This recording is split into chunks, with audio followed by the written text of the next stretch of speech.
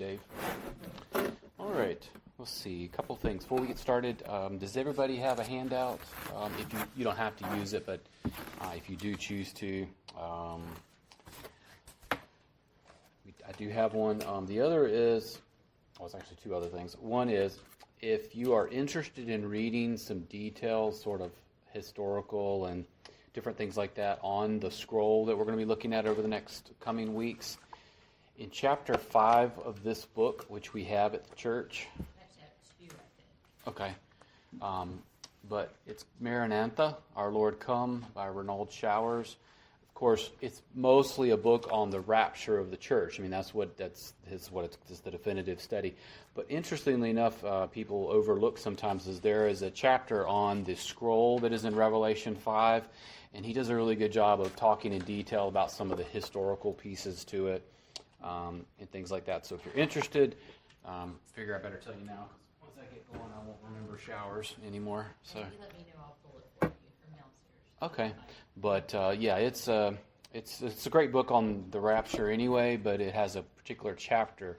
It's chapter 5, and it deals with it in a lot of background and detail. So anyway, and then one last thing. Next week is the day before Turkey Day, so we won't be meeting next week. The Awana and all that isn't meeting, so we won't be meeting next Wednesday, but we'll be meeting in 2 weeks, which is the 29th. Okay? That makes sense? All right. Easy enough. All right, let's take our Bibles and let's turn to the book of Revelation, chapter 1, and then get your handout as well if you plan to use it. You don't have to use it, but it might be helpful if for nothing else it has a lot of the references in it, so you don't have to go back and try to figure it out. And then it's got a chart in it that we'll look at later in the study, not so much today. And then at the very end, something we'll look at before we finish the study. That'll be a few weeks down the road. But let me get you started with a trivia question. So what is the name of the island that John is exiled to when he writes Revelation? Does anybody remember? Yep, that's right, Patmos. So Revelation chapter 1 and verse 9. Did you miss that, Dave? Yep. So you missed the question. Dave will have to add that to his spreadsheet. Revelation. Moses were Paul went, that's right. Revelation chapter 1 and verse 9. We see there that is where he is exiled to, John the Apostle. But anyway, before we get started on the actual text, what we're going to do is I'll give you an outline for tonight, what we'll do, or just so you have an idea of what I'm going to do. So the first thing I'm going to do is give an overview of the book of Revelation, so you can kind of have an idea of just the broad stroke of it, and then where chapter 5 fits in to the book. So the first thing we'll do is we'll look at and have an overview of the book of Revelation, and I'll refer to the handout some. We won't cover all of the handout, but some of it tonight. And then in terms of chapter 5, which is where the scroll is introduced, or the book is sometimes called, we'll look at the scroll with 7 seals, which is Revelation 5, verse 1. So if you're taking notes, the first thing we'll do is do an overview of Revelation, and then we'll look at chapter 5, verse 1, the scroll with 7 seals. But then finally we'll finish with verses 2 through 5 of chapter 5, the problem solved, because John will encounter a problem that requires something to solve it, and it relates to the scroll. So more on that later. But if you have your handout, a lot of the information that I'll go over, like I said, I'm just going to do an overview of it. I'm not suggesting that you don't know this, but just to sort of make sure we know where we're at when we start looking at this scroll with 7 seals. So this is part 1. We'll have others down the road, obviously, Lord willing. But the first thing, of course, the author is the Apostle John, and he wrote the book of Revelation somewhere in the 90s A.D. Typically, this is the reason why we come up with this is the Emperor Domitian was reigning during that period of time, and John was exiled to the island of Patmos. And so he was exiled there. Now I want you to look with me at Revelation chapter 1 and verse 19, because if you don't know the structure of the book, it makes it harder to read because it can be a little difficult to understand what's going on at times. But if you get verse 19 down, you have a good structural marker. That's just the way I would say it. I'm going to read this verse, and then I'm going to explain it. Verse 19 of Revelation 1 says, "Therefore write the things which you have seen, and the things which are, and the things which will take place after these things."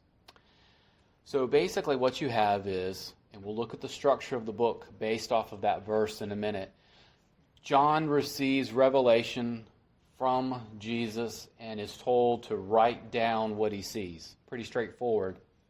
And that's what the content of the book is, largely. But if you notice this verse, there's 3 markers in it, if you will. And I just call them structural markers. That's just the way that I articulate it. But notice the first one. Write the things which you have seen. So the things that you've seen, those are in the past. In other words, those are the things that make up chapter 1, basically. All those verses that are before it. So, for instance, what precedes that verse, meaning verse 19?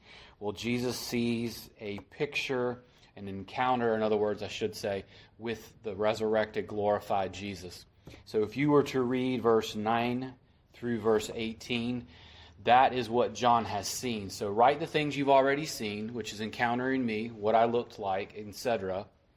But then you'll notice he says, the things which are, so that's present. So he starts off with the things you've seen, that means things past, in other words, what you've just witnessed. The things that are, those are things that are present. The things that are present. And then finally, what does he say? Then the things that will take place later, after, future. So past, present, future. Those are the structural markers of the book. It makes it very difficult to understand the book if you don't at least get those basic markers. So you have seen in the past, are in the present, and after in the future. Now, if you have a Ryrie Study Bible, he has a detailed outline, but he also has a very short, abbreviated one. And then that's what I have there for you in terms of the outline. Notice how Ryrie does this, and I'm not suggesting other people don't do this, but his is very concise. If I was teaching through the book, and at some point on Sunday morning I plan to, Lord willing, I would use something a little more detailed. But this one gets across it quickly for our purposes. So you have the prologue, you notice. Prologue there of the first 8 verses. But notice how Ryrie has the 3 structures. The things which you have seen. So that's verse 9 through 20. In other words, he's seen Jesus on the island of Patmos, and that is what he writes down. Those are the things which he has seen. But then notice, beginning in chapter 2, verses through the end of chapter 3, does anyone know just offhand what those are? Right, so those are the messages to the churches. They were present day 7 churches that the Lord chose, and there's 7 letters that are written to them. Those are churches written in Asia Minor. Notice how Ryrie has that. The things which are. In other words, in the present, there were 7 churches, and he writes 7 letters to them. But then, we'll see this in just a minute, the things which will take place after that. So in chapter 4, verse 1, which is where we're going to turn in just a second, through the end of the book would be those future things. Those things were future not only for John, but they're also future for us as well. So I want you to turn to me, and hopefully you have your Bibles with you. Turn to chapter 4 of Revelation. Again, if I was teaching through this, I wouldn't be doing this. I would be going, we'd only make it through the first 3 verses of the book. But that's not the purpose of this study. But I want to just give an overview of it. But to understand the scroll, we need to understand where it takes place, because the scroll in the book of Revelation is really important. It actually is one of the most pivotal pieces, but also sometimes one of the most overlooked pieces of the book, which is kind of peculiar to me. But someone I want to read, and since it's one verse, I'm going to see if Connie will do it. Revelation chapter 4 and verse 1, but when she reads it, I want you to pay particular attention to the ending. So you read it for me, Connie? Sure. After these things I look, come up here, and I will show you what must take place after these things. All right. So you see what I call, those are just structural markers. That's the way Pastor Stephen calls them. Somebody else may call them something else. But what I mean by that is in order to understand what's going on, so you have the things that took place that John wrote. What were those things? Well, he saw Jesus, in short. Then the things that were present day were the chapters 2 and 3, which are the 7 letters to 7 churches that existed during that time. But you'll notice when Connie read this, it says after these things, so after those descriptions of the 7 churches, John is told to come up into heaven. But what is the purpose of it? Well, the purpose of it, notice what it says, I'm going to show you what must take place after these things. That's the same exact as verse 19.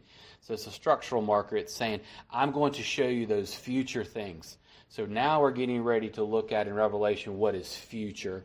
For John, of course, it's future for us as well. Does that make sense? Okay. So chapter 4 and chapter 5 are one scene, not two. Okay? Chapter breaks and verses are helpful because otherwise I would have to tell you, turn to the back part of your Bible there and it's about 3/4 of the way down on a page. No, they're very helpful, so don't misunderstand me.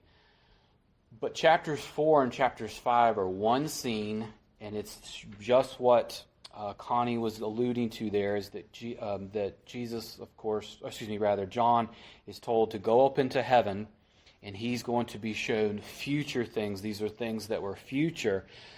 They don't really start future for our purposes probably till latter part of chapter 5 into chapter 6. But for now, John goes up into heaven, and he's going to be shown things that are future. Before he's shown the things that are future, though, chapter 4 is really important to understand. Mainly for one particular reason, is it shows God somewhere. And where's the somewhere? Not just heaven, but there's one particular word that gets repeated. Yep, exactly, right. If you notice chapter 4, an easy way to remember it, chapter 4 and chapter 5, chapter 4 is showing, yes, God in heaven. It's a scene that's in heaven. But the word throne that you mentioned is used about 14 times. And that's a short chapter if you look at it. It's not very long. And it's used about 14 times, depending on your translation. And one of the themes that John is showing to us is very simply this. God is in heaven. Everything is under total, complete, sovereign control. He's not worried. He's not fretting. But on earth, it's just the opposite. Isn't that like how it is today? God is in heaven. He's in total control. He's not sitting there thinking, oh my goodness, the 4 horsemen of the apocalypse are coming and I had no idea. He's in total control. I'm going to read you this because this will play into the scroll here a little bit. But Warren Wiersbe says, no matter what may happen on earth, God is on the throne and is in complete control. This is important to understand when we go through it because God knows what's happening. He knows the judgments are coming. He knows all that's going to happen, and He's up there. But then you'll see in chapter 4, it describes this great picture of worship. And that's one of the things that is seen. God is receiving worship for who He is and what He has done. Isn't that what we're supposed to do? When we come on Sunday, what are we supposed to do? Worship Him for who He is and what He has done, those sorts of things. Those are things that prompt worship. So chapter 4 and chapter 5 are one scene. John is taken up into heaven through some sort of door. Wouldn't you imagine what kind of door that must be? Now, you talk about an expensive door. But he goes up into heaven and he sees God in peace, harmony. He's in total control of everything. He's given, of course, worship as due Him. But now we're going to move into what follows. And what follows is this scroll becomes John's focus. John is going to focus on this scroll that we'll see in chapter 5. So everyone tracking here, John's in heaven. He hasn't quite seen what is future, but he's getting ready to. And before he does, he sees God on the throne. But then the focus is going to shift to God is on the throne still. He's got something in his right hand, and they're searching, John is in a sense, for someone who is worthy throughout all of creation to take this scroll. Now, why would the scroll be so important? Well, because the rest of the book, beginning in chapter 6, all unfolds based off of this particular scroll that we're going to look at. Would someone want to read for me Revelation chapter 5 and verse 1? It's an easy, short verse. Okay, go ahead, Don. And I saw in the right hand of him who sat on the throne a scroll written inside and on the back, sealed with 7 seals. All right. So as we move out of the overview of Revelation, so you have the things that John describes that he saw, those Jesus on Patmos, and then he shows the present day for John, those 7 churches and so forth. Then he's taken up into heaven and he's shown the throne room of God. There's worship going on. There's no chaos, confusion like what we have on earth. But then the focus shifts, and of course this is why I want you to understand chapter 5, is because you'll notice that the one who is seated on the throne, the him there, is still God, and in his right hand is some translations use book, some use scroll. It's a scroll in that time period. You know, they didn't have bound books like we would think of today. But the same idea, it's a book, but in particular it's a scroll. If you have the handout and you look on the chart, what you'll see there is in that first one, it's a simple chart and it's just showing the judgments, the 3 series of 7 judgments during the tribulation period. You notice that scroll that's there, and it has the 7 seals. That's what we're looking at there. So that gives you an idea, sort of a visual. God, imagine him having some type of scroll in his hand. The scroll is rolled up, and it's got 7 seals on it, and it's sealed and locked. And so we're trying to figure out what's the significance of it. Okay, so we see that there. Now, the first thing to understand about this scroll is God alone has the authority and the power over it. God owns it. It's his. The other thing to see too is, there's really no way to, there's several ways to interpret it, but it's a little ambiguous. What is interesting about the scroll though is there any room to be added anything to it? If you notice, it's written on the front and the back. It's full. It's kind of interesting. There's various interpretations to that. The idea there, of course, is nothing can be added to it, but it's full and it's complete. 7 in the Bible, what do we typically think of with 7? Yeah, perfection, completion. How many seals are on there? 7. So God's enthroned in heaven. He's got the scroll. He has the power and the authority over it. It's sealed with 7. What is the significance of it? Well, I'm going to tell you in just a second what the significance of it is. But before we do that, I'm going to read something to you. Maybe it'll help a little bit. David Levy has a commentary on Revelation. He makes this comment. It deals with that particular time. I think it'll help a little bit. He says, it was common in the first century for a person in authority to seal an important document so that its contents would remain secret. Roman law required a last will and testament to be sealed 7 times, as is illustrated in such individuals as Caesar Augustus. So the idea there is, it fit the context too. In other words, the idea there is the document is important, it's sealed, and the contents remain secret until a particular period of time, and we're going to find out when that time comes. But the question comes up is, what is the significance of it? Because later you'll see what some of the content is. But what's the significance of it? So there's a couple of ways that people interpret this. In other words, they explain it. Most of the explanations are pretty much the same. They're just varied. You know, have you ever gotten a definition of something and it's sort of the same in each way, but they're all sort of nuanced? That's sort of the idea of the significance. In other words, what is this scroll? I'm going to read you my definition, and I'll give you 2 better ones, okay? And then I'll try to explain it a little bit. This is mine. The scroll represents Jesus' right to rule the earth as king because he paid the penalty for redemption, which redeems not only mankind, but creation itself. Part of reclaiming this rule involves judgment, which is what is the remaining portions of the book. That's just my way of understanding it. So you have this scroll, and in it you're going to see is it's a title deed. It gives authority to someone the right to rule and claim rulership over the earth. In order to do that, they have to meet certain criteria, and that's what we'll be looking at in a few minutes. I'll read you two definitions, and they're similar, and then I'll see if you have any questions. This one comes from David Levy, and then I'm going to read one from John Walvoord. Levy says, "This scroll contains Christ's title deed to the earth by right of creation and redemption." What he means by that is, Jesus, of course, we know in the New Testament, he was God's agent, I like to call it, who brought about creation. Everything was brought into creation through Christ. Thus, since he created it, he has the right to rule and reign over it. That's his idea. But part of that reclaiming it is to redeem it. In Eden, what was lost? Well, salvation, of course, in other words, there was a need for salvation because what was lost, our relationship with God was lost, wasn't it?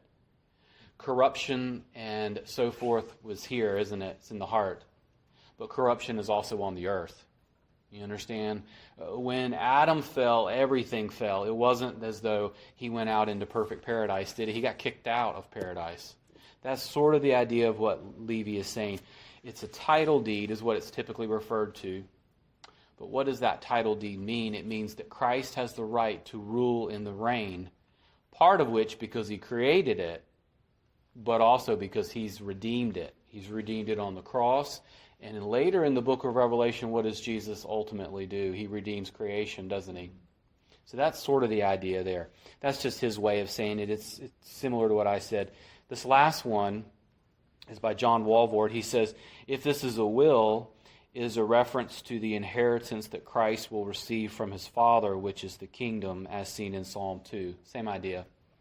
The idea is typically that it's a title deed, but people don't typically explain what that means. It means that Jesus has the right to rule and to reign because he brought forth and created everything, and he had a purpose for it. Unfortunately, it has to be redeemed, doesn't it? And all of creation historically is pointing to Jesus redeeming it. He redeems you and I how? Through the cross. How is he going to one day, of course, redeem creation? And that's sort of some of the things you see later in the book. Does that help any there? Any questions before I move on? Okay. But if the right to do that is contingent on certain criteria, what is the criteria? And that's what we're going to look at in verses 2 through 5, because John says there's a problem. And the problem is that something needs to be solved, because otherwise the title deed can't be owned, it can't be established, it can't be redeemed, etc., etc., etc. Someone read for me verse 2 through where we'll stop tonight, which is in verse 5. Would someone want to read those verses? Chapter 5? Yeah, chapter 5, verses 2 through 5. And I saw a strong angel proclaiming with a loud voice, "Who is worthy to open the book? Has come to open the book and its 7 seals." Okay, so if you notice there's a problem, isn't there? So it's nice, there's a scroll there. It gives the person who takes it the right to rule, to reclaim authority over creation, to redeem not only mankind but also creation. All of those things I talked about. But the problem is one particular word. Does anyone have a note or a guess on what that one particular word is that's emphasized here? Worthy. Yeah, right. It's in verse 4 because John weeps. Because John's sitting there thinking, okay, God the Father has this scroll in his hand. And there's no one anywhere. Have you ever wondered if salvation and so forth is exclusive? It's all through the Bible. And you'll notice you even see it here.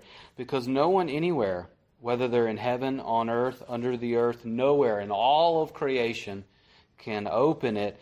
But the, if you will, criteria is, notice, then I began to weep greatly because no one was worthy. That's really the key there to understanding the scroll, and then what we'll look at next time is this idea of worth or being worthy. In order to be worthy, someone has to be able to meet certain criteria, and there's only one person in all of creation that could meet these 3 criteria, and you'll see the 3 criteria in verse 5. Notice it says, "Stop weeping, behold the Lion from the tribe of Judah." The first criteria to be worthy, to solve the problem, is that you must be from the Lion of the tribe of Judah. Where does that come from? Well, let me tell you. So let's turn back to Genesis 49. You're thinking, it takes that long to go back? I mean, we're all the way back in Genesis. We need to make sure we're reading our Bibles, don't we? Genesis is important because God has a plan through history that he's working out, and he begins to narrow down the focus on who's going to bring redemption. Genesis 49, and I'll just read these briefly here. It's in verses 9 through 10. Verse 10 is the main verse. This is seen as a messianic prophecy.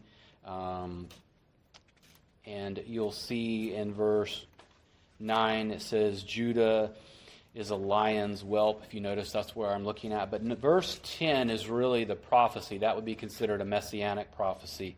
Verse 10 says, the scepter shall not depart from Judah, and nor the ruler's staff from between his feet until Shiloh comes, and to him shall be the obedience of the peoples.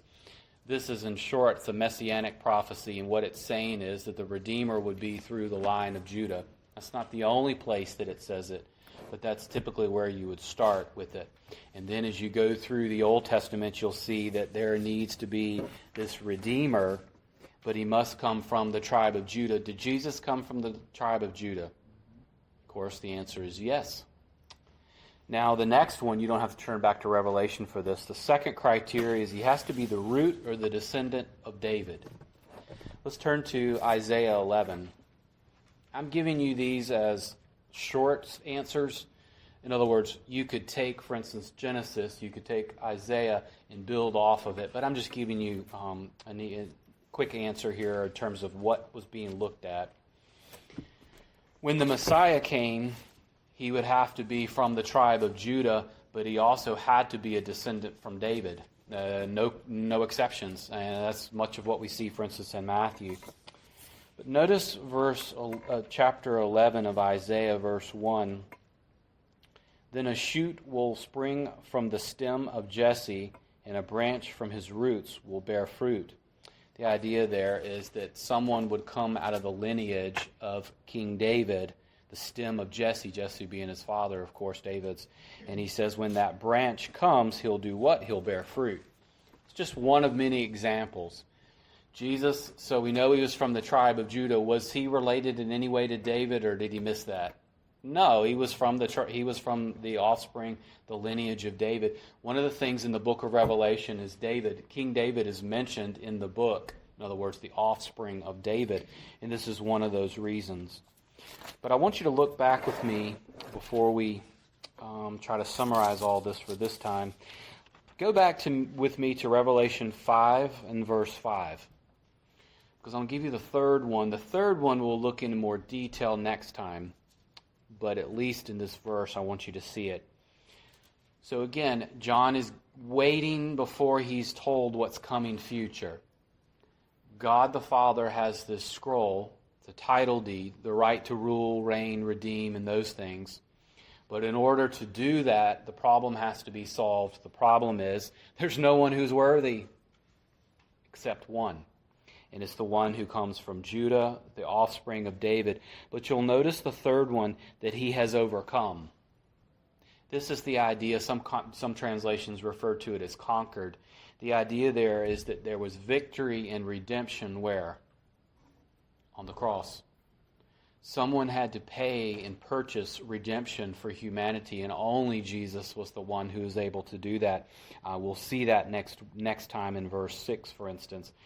So the reason why Jesus is worthy is what? He meets that 3 criteria that's listed there. There's others. But the 3 there is he has to be from Judah, which he was, David's offspring, which he is.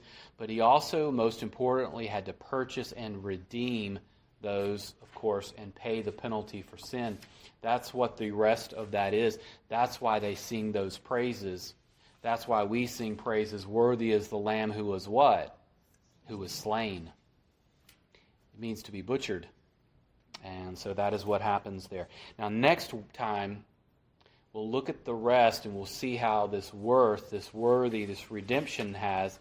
And then there are these elders and then all of these angelic beings that worship the Lamb. But I want to give us two things, and then I'm going to read you something. If you want to read ahead for next time, verses 6 through 14, and that'll give us a good idea of what the scroll is, and then we'll see what the contents are following that. But two things, and then I'm going to read you something. The first is, while earth may be in chaos, the Lord rules peacefully in control in heaven. That's one of the things that I think people are so afraid of the book of Revelation. Do you understand, even early on, what it's showing you is that God is in control even when the earth is in chaos. Do you think the earth is in chaos today? Is God taken aback by it? No, but we are. We shouldn't be. 2, only Jesus solves the problem of ruling, in other words, reclaiming the authority to rule on the earth, but most importantly is conquering. Only Jesus provides redemption. He's the only one who can redeem mankind. He's the only one who's going to be able to undo the curse that's on creation. That's what Paul talks about in Romans. This poem says, "Worthy, O Lamb of God, art thou, that every knee to thee should bow, worthy of ransomed sinners' praise. On Calvary's cross thy life blood flowed, to pay the mighty debt we owed. O who in heaven or on earth can utter all thy glorious worth." That's sort of what I want you to see. Jesus is worthy, initially we see there, for redemptive purposes. He's going to be worthy later on when he redeems all of creation and rules. So that kind of gives us a foretaste of what we'll look at later. But does anybody have any questions or comments? I know it's a lot to digest. Whichever